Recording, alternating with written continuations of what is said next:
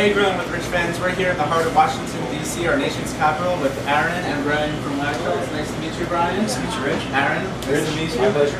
We're going to be giving some backyard tips for the average backyard barbecue since the summer is starting to heat up and get our grills going. So, Aaron, why don't you give us some history about the store, first of all? Wagshals was originally founded in 1925. Our father actually opened the butcher shop in 1995 because he felt that there was basically a lack of old school butchers here in the DC area. He felt that there were too many grocery stores that weren't giving the quality service and the quality products to people out there. And really, to fill that void, we needed to open the market that we have here today. I think it fills the void very nicely by what we serve. It's homemade ingredients. It's good staff, knowledgeable staff. It's the same face you see every time behind the case. And it's more than anything else. It's products speak for themselves.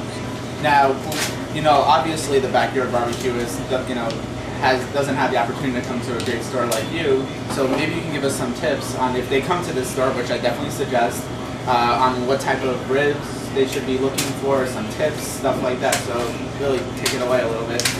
Really, when somebody comes in the door, if they don't have a definite idea of what they're looking for, what our job is to basically ask them the questions to find out what their results need to be. What do they need to do? I would say is to talk to the customer to get an idea of what they're looking to do. If somebody comes in, they want to grill for this weekend, well, what do you want to grill? What proteins are you thinking of? Are you thinking of just ribs? Do you want to do steaks? Do you want to try something a little bit more adventurous, like some Spanish Iberico pork? Do you have an idea? Have you worked with it before? Do you want to try out that new smoker? Those are all questions which a good butcher, and something that we ask every single person that comes into the store. So, I'm sorry, so this is Spanish Spanish pork.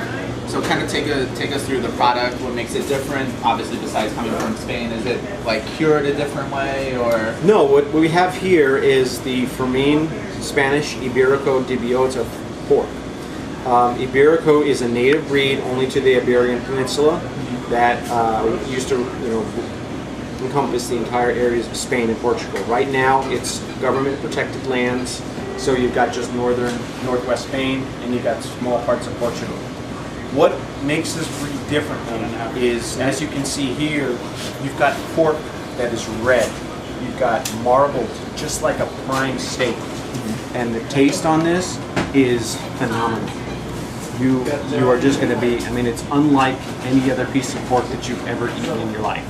Now, when you're smoking a pork shoulder, it's for that perfect pulled pork sandwich. A lot of people talk about the money muscle and where to, that particular part of the pork. But is this something that you can, kind of point it out for people to see, or? The money muscles, particularly? Yeah. If I ripped open a pork butt. Oh, so we're talking about inside the. It's inside. Okay. It's inside the pork butt, definitely. So there's lots of components, that competitive grillers will say that you should pull out in order to showcase for the judges. I see. Now, we asked a bunch of our Twitter followers to submit some questions, and one of the questions that came up was, how much marble should a piece of meat have? What's the ideal amount, and what should they be? Do we want less marble or more marble? I don't know, Brian. This is my brother Brian, and this is something that he gets asked all the time, and I just want to hand it over to him because I know he likes to go off on a tangent on this. Well, I think everyone will agree with me, at least most people. Fat is good. So marbling, the more the merrier. Marbling is going to be melting fat anyways when you put it on the grill, but it helps flavor things. The less marbling, you tend to use more marinades and slow cook something, but with a steak, definitely. Prime is always best, and that's really what you could differentiate choice from if it has a nice interior marbling. Like this pork, which you don't usually see, it almost looks like a little snowstorm in there, and that's how you can tell that you have good marbling. That you usually see in domestic pork, because we've bred these animals to be very lean, like chicken breasts. I see. Another question, that somebody asked was about brisket, and you know, what's the best place? Not the place. I'm sorry. What's the best type of meat to get to a brisket? There's obviously different names. You don't go into like a supermarket and be like, oh, can I have a brisket? There's like some other names. What do you guys call it here? Well, when you're talking about a brisket, the best piece that you want to use is you want to ask for the whole brisket. The whole brisket, meaning the first and second cuts. The first cut is going to be what everybody is familiar with. It's a leaner cut. The fat is trimmed, and basically it's a finished product that you would use for making corned beef and pastrami. If you're going to be smoking, or if you're going to be, cooking this yourself, slow cooking it, like my brother said, the more fat, the better. So you want the whole brisket, big 12 to 14 pound whole brisket that has a lot of fat on it. Because what you want to do is that fat to melt, and basically, all that's going to melt and soak into the muscle. And it's going to give you that juiciness, and it's going to help break down the meat. And if you can get the higher grades, like prime, even choice, will have more fat than select. You want that fat because you're going to have a better quality product than you want at the end of the day. And what about making special hamburgers? Going to get the actual chuck of the beef opposed to getting pre-made. Do you have any tips that you can offer for that? I could say that there are a million ways to make a hamburger. Everybody's got their preferences. What's your preference? I go with tradition. People like chuck, but people also like sirloin. So for instance, what we do here is we mix them both. We have the great flavor of the sirloin, and then you have the fat, the melting fat that gives you that juiciness from the chuck. So when you mix them both together, you have not quite as fatty as pure ground chuck, but you also have not quite as lean and will dry out as easily as pure ground sirloin. So when you have both of them mixed together, and for instance in our Wagshals mix, we have the best of everything. Now, not everybody is big meat eaters. There are some vegetarians out there that love grill. Do you have any good suggestions about like fish, lobsters? Well, we have plenty of wonderful seafood options. We've got local produce as well during the summer. So I mean, it's really to each their own. If they don't want to eat the meat, that's fine. There's more for us. There's more for us carnivores out there. Absolutely. But we're more than happy. We sell veggie burgers. We make veggie kebabs.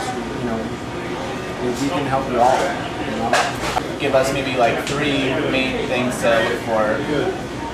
I would say the biggest thing is know where you're buying your meat. You walk into a butcher shop, that person should be able to tell you where his chicken comes from, where his meat comes from, where his pork comes from, all of this.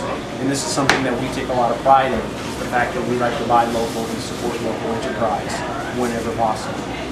There's something to say when you can actually say, I visited the farm where we get our pork from, or I visited, the slaughterhouse where we get our beef from. It makes a difference, and that you actually have a face to associate with where you're buying your meat. Number 2.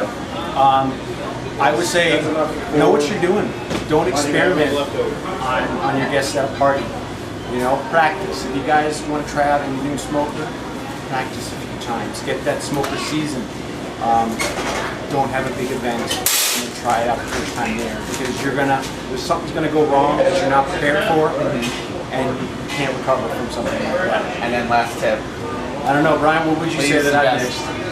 I think that what the main thing separates a butcher shop from a grocery store is the fact that we dry age our meat, whereas in most grocery stores they're wet aging their meat, cryovac bags, and I mean it really depends on what who you ask, but I think wet aging promotes a moist piece of meat.